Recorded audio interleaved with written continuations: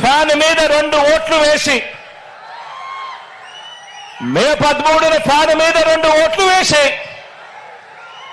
మరో 100 మందికి చెప్పి వేయించి మనందరి పార్టీని కూడా గెలిపించడానికి, అభివృద్ధి నిరోధకులను, పేదల వ్యతిరేకులను ఓడించడానికి మీరంతా కూడా సిద్ధమేనా అని అడుగుతా ఉన్నాను.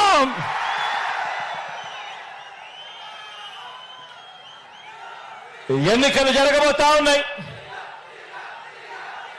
మరో 48 రోజుల్లో ఎన్నికలు జరగబోతా ఉన్నాయి.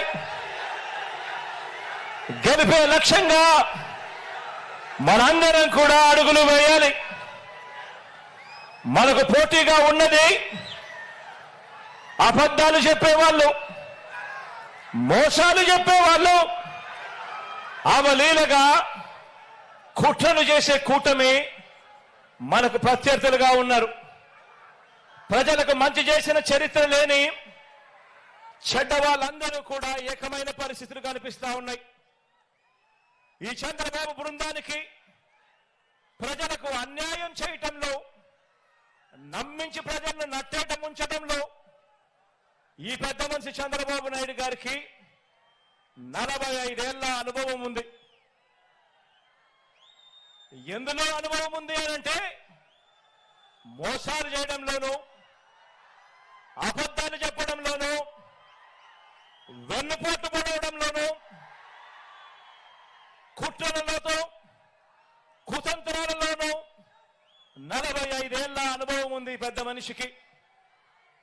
మేనిఫెస్టోను ఎన్నికలు కాగానే చెత్తబుట్టలో పడేయటంలో కూడా ఈ పెద్ద మనిషికి 14 సంవత్సరాల అనుభవం ఉంది. ఎన్నికలప్పుడు మాత్రమే మేనిఫెస్టో గుర్తుకొస్తుంది, రంగురంగుల కాగితాలు గుర్తుకొస్తాయి. ఎన్నికలు అయిపోతూనే చెత్తబుట్టలో పడేస్తారు మేనిఫెస్టోను.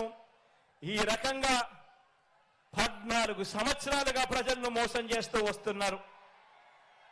వీరికి కుట్రలు కుతంత్రాలే కాదు, మోసాలు వెన్నుపోట్లే కాదు, అబద్ధాలతో గ్లోబల్స్ ప్రచారమే కాదు, కుటుంబాలను చీల్చటంలో కూడా బాగా అనుభవం ఉందని చెప్పి కూడా మీరందరూ కూడా చూస్తా ఉన్నారు. ఈ మధ్య జరుగుతా ఉన్న పరిణామాలు.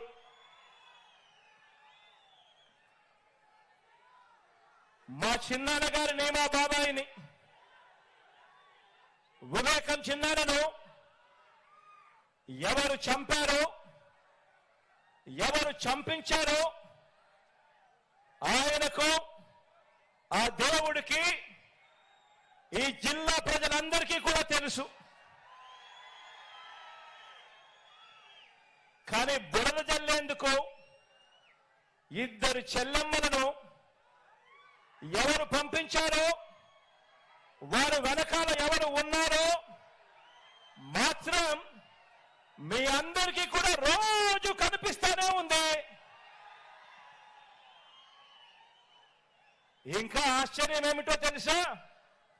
ఇంకా ఆశ్చర్యం ఏమిటి అనంటే, వివేకం చిన్నాన్నను అతి దారుణంగా చంపి అవును నేనే చంపాను అని అతి హేయంగా బహిరంగంగా చెప్పుకుంటూ తిరుగుతా ఉన్న హంతకుడు, ఆ హంతకుడికి మద్దతిస్తా ఉన్నది ఎవరో కూడా మీరంతా కూడా రోజు చూస్తా ఉన్నారు. ఆ చంపినోడు ఉండాల్సింది జైల్లో, కానీ ఆ చంపినోడికి మద్దతిస్తూ నేరుగా నెత్తిన పెట్టుకొని మరీ మద్దతు ఇస్తా ఉన్నది ఈ చంద్రబాబు, ఈ చంద్రబాబుకు సంబంధించిన ఎల్లో మీడియా, ఈ చంద్రబాబు మనుషులు. వీరి మద్దతు కోసం రాజకీయ స్వార్థంతో తప్పించిపోతా ఉన్న ఒకరిద్దరు నా వాళ్ళు.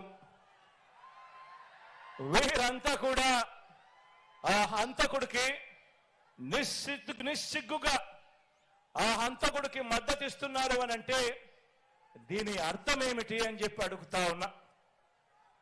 చిన్నారను అన్యాయంగా ఎమ్మెల్సీ ఎన్నికల్లో ఓడించిన వారితో ఈరోజు చట్టాబట్టాలు వేసుకుని తిరుగుతున్నారు అనంటే దాని అర్థం ఏమిటి అని అడుగుతా ఉన్నా.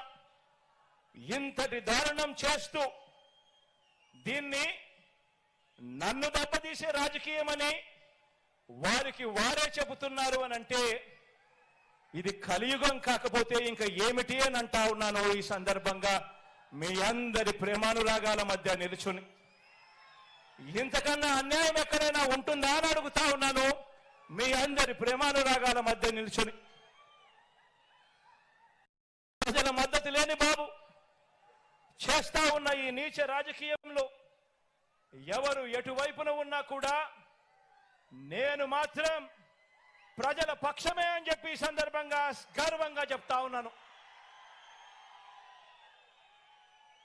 ఆ దేవుడు ఆ ప్రజలు వీరిద్దరినే నమ్ముకున్న ధర్మాన్ని న్యాయం వీటి రెండింటినీ నేను నమ్ముకున్నాను. ఈ రోజున నన్ను మనందరి ప్రభుత్వాన్ని టార్గెట్ చేస్తా ఉన్న వారికి ప్రజలకు మంచి చేసిన చరిత్ర ఎక్కడా కూడా లేదు. మనకు వంచిన చరిత్ర ఎక్కడా కూడా కనిపించదు. మనలో తేడా గమనించమని అడుగుతా ఉన్నా. వారికి మేనిఫెస్టో అంటే ఎన్నికలప్పుడు చెత్తబుట్టలో పడేసే డాక్యుమెంట్. ఎన్నికలు అయిపోయిన తర్వాత మేనిఫెస్టో ఇచ్చి కనీసం 10% వాగ్దానాన్ని కూడా నిలబెట్టుకున్న చరిత్ర వారికి లేదు. కానీ మేనిఫెస్టోను ఒక బైబిల్గా, మేనిఫెస్టోను ఒక ఖురాన్గా, మేనిఫెస్టోను ఒక భగవద్గీతగా ఇంత త్రికరణ శుద్ధిగా భావిస్తూ ఏకంగా మేనిఫెస్టోలో చెప్పిన హామీలు 99% వాగ్దానాలు నిలబెట్టుకున్న చరిత్ర మనది. తేడా గమనించమని కోరుతా ఉన్నా. మరో విషయం కూడా చెప్తా ఉన్నాను.